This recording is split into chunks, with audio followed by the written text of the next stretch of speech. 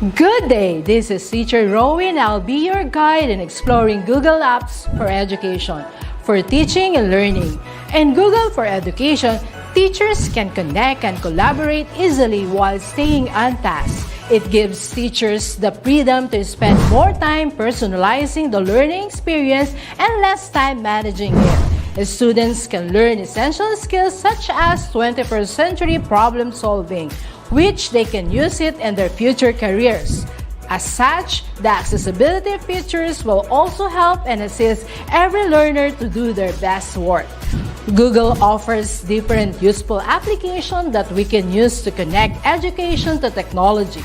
This will help our teachers as a 21st century educators to innovate and find ways on how to make teaching and learning more exciting, engaging, effective, and flexible to the demands of the society. Let's re-explore the education experience by discovering new angles to create, collaborate, and communicate as one. Para sa bata, para sa bayan, at para sa guro. Ang pagkatuto, huwag gawing komplikado. Sulong edukalidad.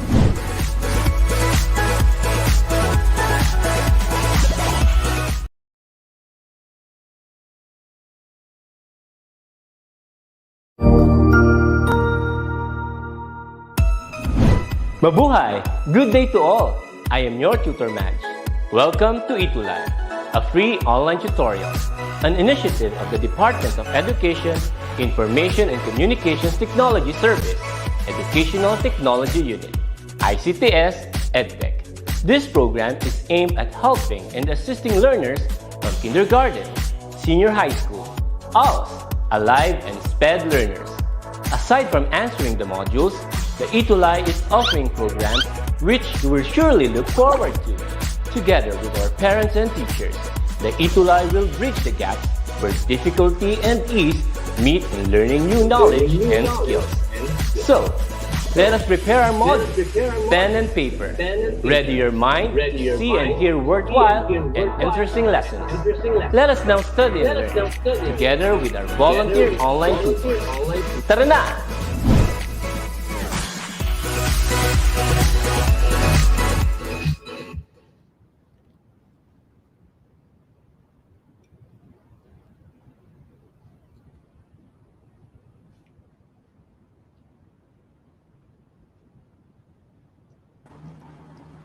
Hello, teachers, parents, and learners all over the nation.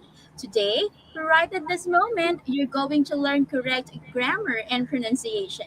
I am Tutor May, and I am with Shooter Ira. Shooter Ira, can you tell us what time it is? Good afternoon, Tutor May. Hello, our dear learners. Again, it is a 3-rific Tuesday every 2:30 to 3 because our session offers lots of fun-filled activities just for you, our grade 3 learners. Kumusta po, Ma'am May? I'm fine, Shooter Ira. It's a rainy Tuesday that we have today, but it Indeed. doesn't mean that we will have a dampened spirit because we have prepared another fun and exciting lesson for our students. So for our learners there in the comment section, I can see your messages. Keep them pouring and we will greet you afterwards. Can you please do us a favor to share our episode on your FB account? Just type the share button below the video so we can gain and create a community of grade 3 learners all over the Philippines. Okay? And please tell us if you have already shared this episode. Kamusta ka, Tutor Ira? Mabuti po. I am good. I am excited. And I know our learners and all the viewers we have this afternoon are also ready. I can see the different comments and greetings here in our comments. Tutor May, we have from Heart and Miss Asher. Hello po. Good afternoon. From Erin Miranda, Eric Bacani, Carl de la Cruz. We also have Micaela Terese Pineda. Remedios Bacani, Gallagher Aguila, hello, Valerie Orias. So, sino pa po ba, Ma'am May, ang mga may comments sa atin? We also have Carl Christian de la Cruz, Erich Bacani, Velia Reed Orias, Zaya Althea, Nobleza John, Zachary Panlilio, Roscoe Jr. Yongson, Jason Jr. Castaneda. All we have familiar and new faces on the comment section. Again, can you kindly do us a favor to share our episode to your FB profile? Just hit the share button so we can see new faces on the comment section. I know you're familiar already with each other, and it will be a fun and it will be fun and exciting if we will meet new people on the comment section. Right, That's Tutor right. Ira? Can you Yeah. tell us what time it is, Tutor Ira, by playing the song that you prepared for us? Okay. Here it is. It's time to sing along. Uh, Here. Let's sing along with us. Meron po bang audio, ma'am? Mhm. Bakit kaya na gano'n? There's a time we need to learn from our foundation. Capital rotation, senior exactly and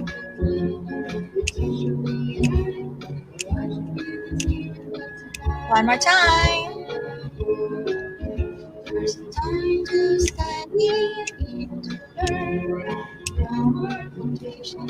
Capitalization, senior exactly and a teacher me watching with the spirit. Yay! That's so wonderful. And while you are watching here with us, I want to thank everybody who shared our episode for today. And we would like to play this short video clip about English Elementary.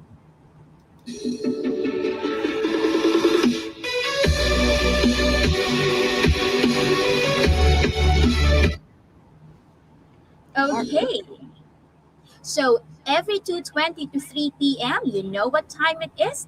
It's English 3 Rific for English 3. Every Tuesday yan ha, 2:20 to 3 p.m. You're with Tutor May and Tutor Ira. Tutor Ira, can you tell us what we are celebrating this week? Okay, first, we have the International Artist Day. Every October 25th, we are celebrating this particular day.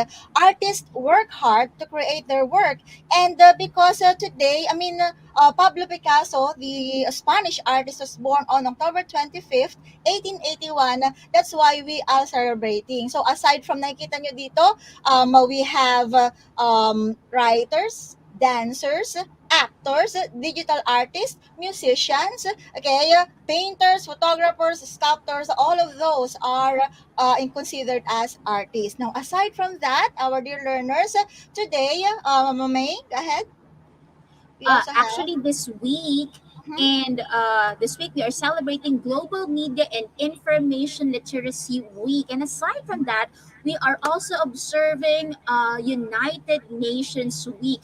And all of these celebrations, the International Artist Day, the Global Media and Information Literacy Week, and United Nations Week, they make us feel curious. And I know grade 3 learners that at this age, or that by your age, you are feeling very curious, and it's very natural of you because you are making sense of the world. And it's not bad to ask a lot of questions, because when you are asking a lot of questions, that's the way you want to know everything in your world, in your surroundings. So don't feel bad if you are asking a lot of questions and you are curious. So always remember, don't be scared and don't be afraid to explore and learn new things. Like, for example, we are giving you information that we are celebrating a lot of events this week. Again, it's the International Artist Day, the Global Media and Information Literacy Week, and the last, United Nations Day. I believe it was August, or it was October 24. No? Yes. Nung ano lang yan, nung Sunday lang yan. Okay, Tutor Ira? Okay, so we have for week 7, Tutor Maya, our topic is to initiate conversations in school settings. You have it there. Now, of course, we would like to thank the module reference galing sa SDO Novotas. Thank you. Thank you so much for letting us use your module. And allow me, Tutor Maya, to recognize our laudable outputs for week 6 from our learners. So we have the entry of Eric Bacani, Chloe Amber Bacani, Zaya Althea Noblesa, Princess Jamela Niega. We also have Gabriel Emmanuel R. Bejarasco, Giovanni Bacani, Carl Christian de la Cruz, Gallagher Aguila, and John Zachary Panlilio. So they read the chapter 2 of the story Funny Faces. And like what I have written in the comments, our learners need to improve reading by practicing their intonation, of course, their pronunciation. Pacing is important as well. Of course, reading exercises like this will help them improve their comprehension as well. Di po ba, Mamay? Yes, we are so happy to listen to our grade 3 learners how they would be able to read a short story containing two syllable words. And I am so glad to hear their accents. It's not bad to have an accent in English because everyone has an accent. So be proud if you have an Ilocano accent, Pangasinense accent, Caviteño accent, because that is what those accents are what making us distinct as Filipino speakers of English. We would also like to thank you for your effort. Actually, Tutor Ira, natuwa ako ng sobra kasi may bagong submission tayo or may bagong learner tayo na nag-submit ng output. Minsan merong magpagkakamali sa pronunciation, minsan masyadong mabilis, masyadong mabagal, mali yung pausing, pero it's okay. It's part of learning. It's important, sabi mo nga, Tutor Ira, to always practice and hear themselves reading aloud and producing the sounds of English. We're very proud of you, grade 3 learners. Mhm. So, although nasabi to, if ever man na mayroon kaming na-miss na output, I'll just prepare or add it. Don't forget to put it in our ETUlay page para makuha namin, and yung hashtag na Tutor May and Tutor Ira. So, if ever man na may na-miss si Tutor Ira, sorry, pero babawi si ma'am next time, okay? All right. Alright. We have So, lots of senders. Meron daw po tayong naiwan. Pero oo, next meron time, nga. heart ba? Heart? Okay, Mhm. sorry heart, but next time we will be featuring your work. So, pasensya na. Medyo busy lang ang mga tutors. Forgive us. So, next time we will feature your work. Huwag sanang Okay. magtampo. Okay, let's proceed, Tutor Ira. Okay. So for quarter one, week 7 actually, during our tutorial, you will be able to, for cognitive, initiate conversations with peers in a variety of school or home settings, choose appropriate responses in conversations for effective, which is the heart, observe confidence in starting a conversation, use polite or kind words or expression, and for psychomotor, to create a dialogue about a family member. Okay. So last week we learned to produce short vowel sound, the A, E, I, O, U in CVC pattern or consonant vowel consonant pattern. You were able to choose the correct short vowel sound in words with the CVC pattern.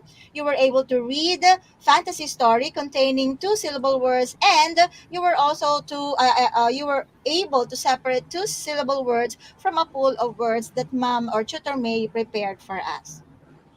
Yes, and surely we learned a lot of things during our lesson last week. But before we go to our first review activity, let us first review the sounds of short vowel sounds versus long vowel sounds, because we have noticed in the assessment that some of you have this confusion between the long and short vowel sound. So we expect that because we haven't yet taught long vowel sounds, we will do some review so you really can distinguish the difference between these two vowel sounds. Are you ready? Okay, let's practice. I'll be now presenting you the sounds. Okay, here they are.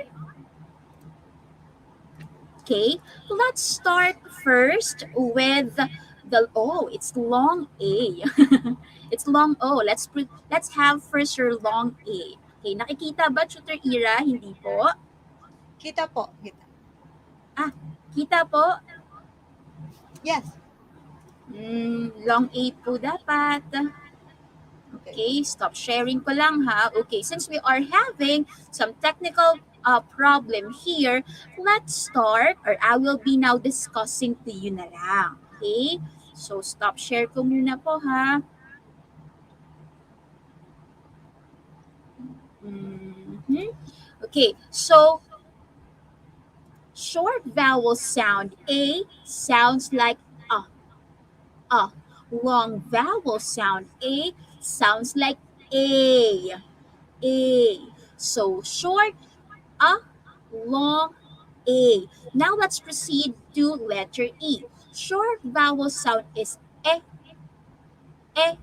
Long vowel sound is E. E. Now let's proceed to letter I. Short vowel sound is I, while the long vowel sound is I. Let's go to letter O. The short vowel sound is O, O. The long vowel sound is oo, oo. Now let's go to the last vowel, last vowel, letter U. Short vowel sound is U, U. Sorry, it's uh. Now for the long vowel sound, it can be you. See, there's really a big difference between the two sounds. Now, can we pronounce? Can we go now to our review activity, Tutor Ira? Okay, yeah. So for our review, I would like you to write the letter that corresponds to the short vowel sound in words with a CVC pattern. So like our instructions before, put the number and your answer in the comment section. So let's have number one. The first word is fun. Again, Yeah, the it's word is fun. So so. what Mhm. letter should we write? Okay, so So the the answer is sound of fun is f. Again, it's f. So what letter is what vowel sound? What short vowel sound is in the word fun? okay. Okay, Tutor Ira. So if your answer is you or sound like Edlin, Penaranda, Villalobo, Chloe, Carl, Alexa, Clancy, halos lahat sila, Tutor May, ay tama ang sagot. So that is correct. Very Very good. good. Yay! Parehas ba kami ng remark ni Tutor Ira? Now let's go to number 2, Tutor Ira. Okay, for number two, we have the word wed. Now, what Okay, get this. letter is corresponds to the short vowel sound of the word wed? Yes, and for wed, the sounds are w, d. So what vowel sound is in the word wed? Again, w, d. What vowel sound is in the word wed? And they are getting it, Shooter Ira. The Yes, vowel sound is it's e. E. That is uh, correct. Very good. All very right. good. Now let's go to number 3. For number three, we have the word nap. Okay, nap. And for that word, we have o, p, n, o, p. What vowel sound is in the word nap? If your Very answer, good. yeah, Dami okay. nagsagot ng Tutor May, hindi. parang wala na yatang nagbibigay ng incorrect answer this time. Sa review na ginawa mo, our learners made it better this time, okay? And if your answer is a sound or like Chloe, Vicky, Carlos, Gabriel, Desiree, Kenji, Gianna, and many, many more, you are correct. Good job, guys. Let's have number 4. Okay, the word is sit. Again, the word is sit. This time, write the letter, don't forget the number that corresponds to the short vowel sound in words with the CVC pattern in our comment section. Okay? Don't forget Mhm. to put the number. We are now on number 4. And the sounds will be s, I, t. Again, s, I, t. So what vowel sound is in the word sit? Okay, Okay, and Tutor Ira. the answer Mm-hmm. is I or I. All right, very good. Now let's have number 5. The word is jog. Again, the word is jog. And the sounds will be j, o, g, j, o, g. What vowel sound is in the word jog? Oh, I can see a lot of correct answers, Tutor Ira. And the correct answer is The answer is O. Okay, yeah. So if your answer is like Gleo Lexmar's answer, which is O, Alexa Alves, Kim Yuna, Chloe Amber, Aina Bacani, Venice, Ronsa Ronquillo, may mga bago akong pangalan na nakikita sa comment section, Tutor May. So your that's answers are right. correct. Wow. Good job, everybody. Now, for the next activity, we're going to identify the two-syllable word in the given phrases or sentences. So, Mhm. here, I would like you to identify the word, type it in our comment section. What two-syllable word is here in the phrases or sentences that I'm going to show you? So, for number 1, inside the basket. For number one, we have the phrase inside the basket. And I believe, Tutor Ira, we have two, two syllable words in this phrase. Can you find out the two words that has two syllables here? Okay, what are those words? Okay, the answer One is is basket, basket, and the other and the one other is one is inside. okay, very good. Okay, let's have number two, Tutor Ira. Okay, for number 2, did he get my pencil? So, what two-syllable word, okay, is given in number 2? You can put your answer in our comment section. Yes, and if our learners can remember, this sentence is an example of an interrogative sentence because it asks a question. Now, in this interrogative question, what is that one word that has two syllables? Okay? Oh, Tutor Ira, daming tamang sagot. And the answer is The answer is pencil. very All good. right. I think we can proceed to number three. Okay, for number 3, we have the turtle and the rabbit. Actually, we have two answers here. Okay, like number 1. So, what are those two-syllable word that you can identify? Mhm. We have two words here that also have two syllables. What are they? Okay, in this phrase, what are those two words that have two syllables? Oh, Okay, Tutor so Ira. okay, if your answer is turtle and rabbit, like Venice, Kim Yuna, Fatima, Isaiah, Christian, Desiree, Gabriel, Remedios Gallagher, and many, many more na hindi ko mabasa isa-isa, your answer is correct. Alright. Now let's Wow, yung proceed iba to meron number pang four. may image pa. Well, for number 4, our teacher is coming. Again, our teacher is coming. I think dalawa din ang we have two answers here, two syllable Mhm. word given on number 4. Can you put your answer? Yes, Now we and if have you can remember our Mhm. dear learners, for number four, we have an We have a declarative sentence. If for number two we have interrogative sentence because it asks a question. For number four we have a declarative sentence because we are just stating a fact.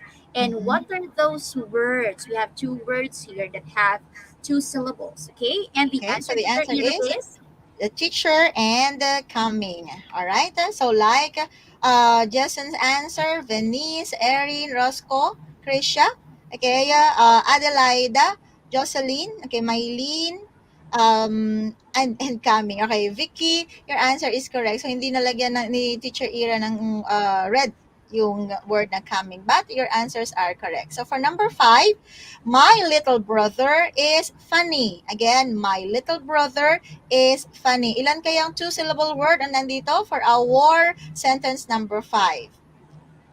okay. Let's see. And again, for number five, we have another declarative sentence. Okay, can you tell us? We will not say how many. So it's for you to find out what are those words that have two syllables. And I can see correct answers already. Yung complete talaga, Tutor Ira. Can you reveal the correct answers? What are So, those words? okay, we have little, brother, and funny. Okay, like Desiree answer, Carl. Okay, sino pa ba may kompleto? Princess Jamela, yes. Christia Bautista, Isaiah Asher David, Remedios Dibacani. So their answers are correct.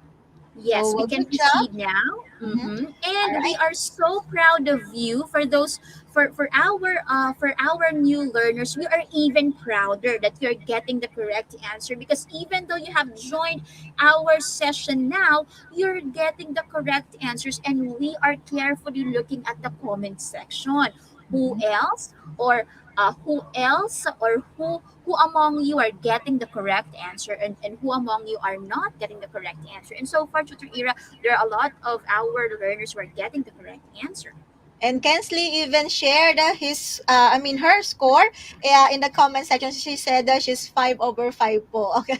Wow, nakakatuwa naman. How about the others? Can you tell us? Can you share with us your score so far sa ating review? Okay, yeah. So, we will now proceed to another activity, Tutor May, which is they're going to comment a yes if you can do the given statement and a no if not. I think our learners are ready. Okay, so thank you for reporting to us your scores. That's really good. Gallagher, I'm sorry. Alexa, Mylene, they got 5. Same with Venice and Jocelyn Valladolid. Um, it's really nice to see your scores. Now, for those who got a score of 3 and lower than that, it's okay. Katulad ng sinasabi ni Tutor May lagi, there's always room for us to improve. Okay? So, let's proceed now, Tutor May, for number 1. Can you introduce your name to your advisor and your classmates? Again, you're going to comment a yes if you can do it and a no if not. Okay, for number 1, can you introduce your name to your advisor and your classmates? All right. Sabi ni Kim, yes. Same goes with Chloe, Gian, Krisha, Carlos, and Venice. How about for number 2? Can you tell the direction of the library in your school to a visitor? So far, I think you had 2 years experience or I think one only, di ba? 1 year experience of being in school since 2 taon na tayong hindi nakakapag face to face, right, Tutor May? So, Mm-hmm. at this point, can you tell the direction of the library in your school to a visitor? No daw, sabi ni Raven. Sabi din ni Carl, no, not yet. How about for number 3? Can you present in front of the class your report? Kaya nyo na Or ba?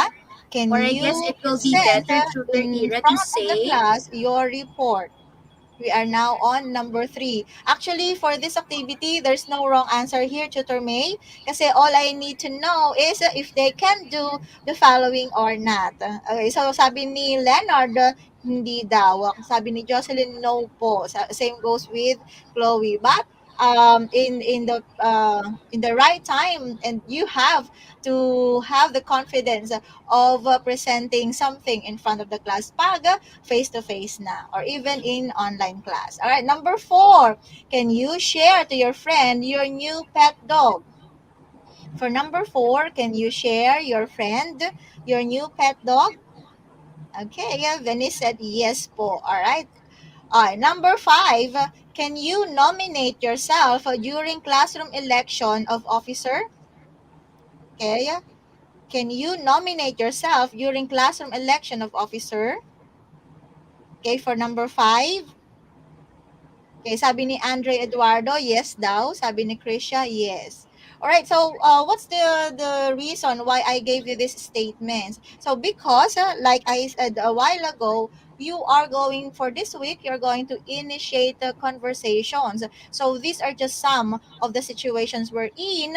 You're going to start a conversation. Now, conversation takes place between two or more people or characters. So when a conversation takes place between two or more people, that is called dialogue. Di ba, Tutor May?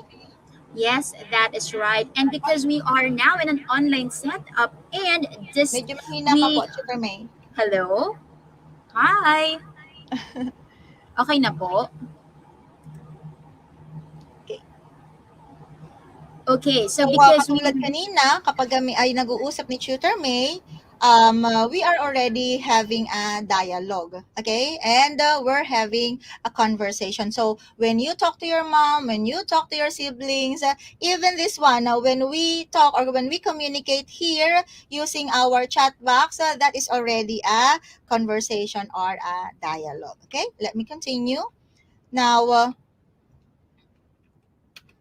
okay. I have here a song that I'm going to share with you, and sana magustuhan ninyo, okay? Let's watch.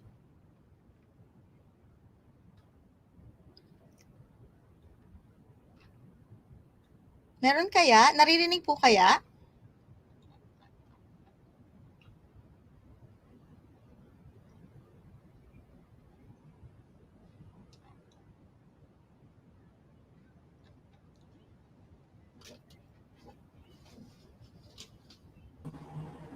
hello Tutor Ira, there's no sound. Okay, hindi daw nila naririnig. Ano kaya Yes po. nangyari? Tutor May? Yes po.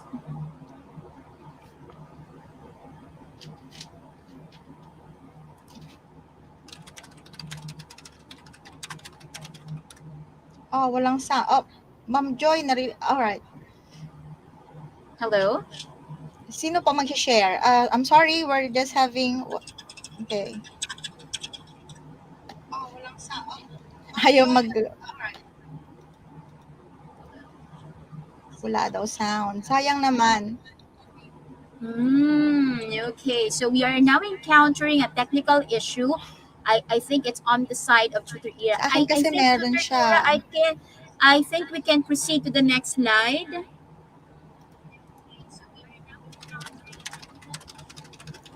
Okay, try ko ulit. Wait lang. Try ko po ulit na mag-share. Sandali lang po ha.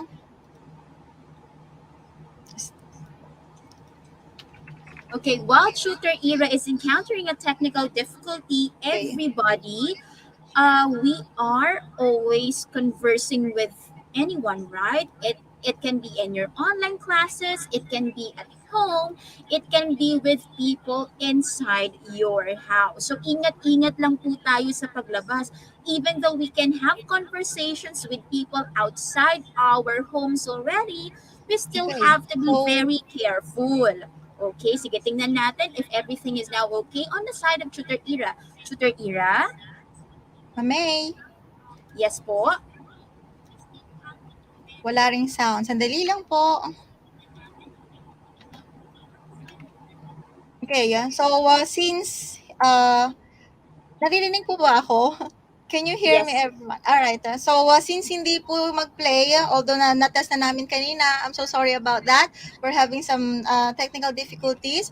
We're going to continue with our lesson. We're going to share what are the basic greetings in English. Okay. Okay. So, Nakikita po ba ang screen, ang aking screen? No? Okay, let me try again. How about now? Okay. All right. So we are now going to have some basic greetings in English. So we have good morning, hello, it's nice to see you. Okay, how do you do?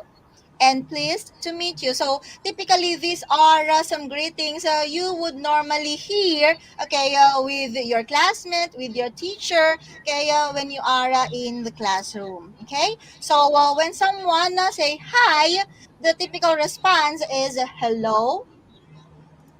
Okay, how are you? I'm fine, thank you. When someone say thank you, so you're going to respond, you are welcome. Okay, when someone say it's nice to meet you, you'd say, or you will respond, nice to meet you too. Okay, so among the given um, dialogues, ano yung typical na sinasabi ninyo? Ano ba yung usually na sinasabi ninyo? Do you say good morning? Are you used to say hi and hello to your classmates? Okay, so let us continue. Now, it is important to initiate conversation because you become more approachable if you enjoy approaching others. Di ba? Lalo na kapag imagine, nasa face-to-face tayo, meeting new people means winning more groups of friends, which gives you more understanding and learnings. Now, for the activity, I would like you to complete the greeting introduction expressions with the words from the box. So the choices are A, are you? B, meet you. C, name. D, no see. E, morning, afternoon, or evening. Again, I will give you incomplete expressions. These are dialogues, normal dialogues or common dialogues that we see, we say, or we observe in conversations. So for number one, okay, here. What is your blank? What do you think, okay, is the letter that will complete the greeting in number one? What is your answer? Okay, so I will reveal now the answer. The answer is letter C. What is your name? Okay, like Leonard's, Christian's answer. For number two, good blank. What do you think will complete the greeting? Is it letter A, letter B, letter C? And what is your answer? My dear learners, don't forget, you have to put the number, okay, for me to know that we are on the same item. Okay, so the right answer is letter E. Tulad ng sagot ni Erich, ni Maylin, ni Chloe, ni Jason, ni Kim, and ni John Zachary, and others. Okay, so good morning, good afternoon, or good evening. Siyempre, if it is morning, sa umaga, we say good morning. If it is in the afternoon or sa hapon, we say good afternoon. And sa gabi, we say good evening. Now, for number three, ano naman kaya? What do you think will complete the greeting for number three? Okay, so the answer is letter B. It's nice to meet you. We say this expression when we meet someone new. Okay, like you have a new classmate or you have a new friend. For the first time, you will say, it's nice to meet you. Okay, for number four, okay, what do you think is the word or the letter that will complete number four? Long time blank. What do you think is the answer? If we are now on number four, Maylin said D, Princess Niaga said D. Okay, same with Christian, Maylin, okay, Gabrielle, and the answer is, you are correct. It's a long time no see. Okay, for number five, good job, guys. Number five, how? Blank. We usually say this or ask this question to find out kung kumusta, okay, ang ating kausap. So, what do you think is the answer for number five? Okay, Edlin said A, Chloe, Jonna, Gallagher, Desiree, Isaiah, Erich, Kim. Okay, their answer is A. And the right answer is indeed A. How are you? Okay, so far, how many scores did you get? Okay, how many scores did you get for this activity? Okay, sabi ni Chloe 5 daw siya. Sino pa kaya? Alright. Um, Edlin Penaranda Villalobo, 5 din daw. Okay, that is really good. Mamay, are you there? Okay, so Daisy is also 5. That is good. Mamay, are you there na? Yes po. I still can't hear you. Okay, so I think Mamay is Mamay is having technical difficulties as well. Katulad ng aming video na i-prepare para sa inyo. But the show must go on. For our additional exercise, di ba last time, Teacher May ask you to read funny faces. This time, Tutor Ira asked you to create a short dialogue about your family member. Imagine that you are introducing them to a new friend. You can introduce your mom, you can introduce your sister or your brother or anybody from the family. So you are going to create a short dialogue. You can write it in a bond paper, okay, or in a long pad, and you're going to make a dialogue. You will just introduce, okay, your family member, one family member in your friend or with your friend. Okay?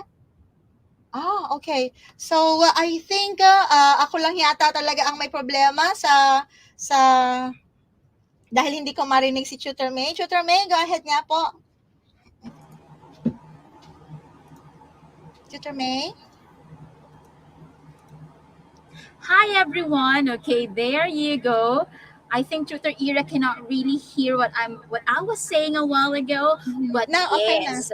Okay, so but yes, you are tasked to create a short dialogue about your family members. We want you to use the phrases that we showed you a while ago. So you can also and you can have a role playing in which a family member of yours will act as a new friend, and you're going to introduce yourself to that new friend that you have just met.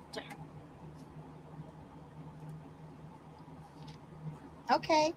So, We'll be looking forward to your outputs, and we will see how you will be going to initiate a conversation with that new friend. Again, you will create a short dialogue with your family member. It should be create a short dialogue with your family member. It can be your insan, your nana, your tata, your ate, and then you and that family member will act as a new friend.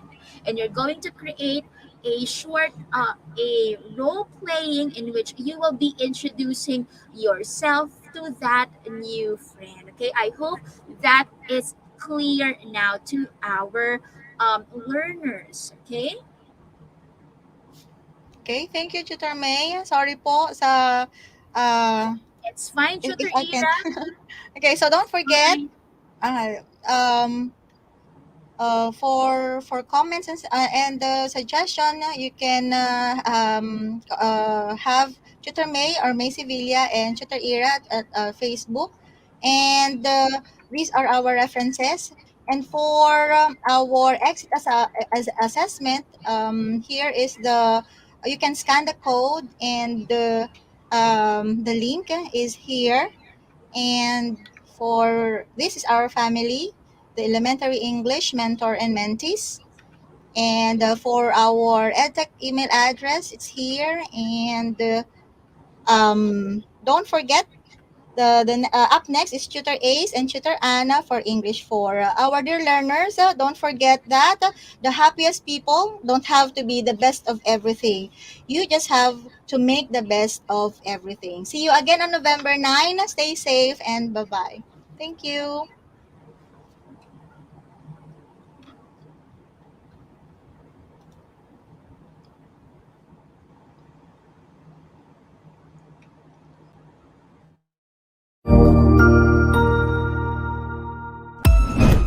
Ang husay naman! Natapos mo ang iyong tutorial session kasama ang iyong mahusay na ETUlay tutor. May bago ka bang natutuhan? I-share na yan gamit ang hashtag ETUlay Level Up. Huwag aalis ha, dahil may susunod pang programa na pwede mo ring panoorin at salihan. Dahil naghihintay na ang iyong mga tutors. Happy learning dito sa ETUlay!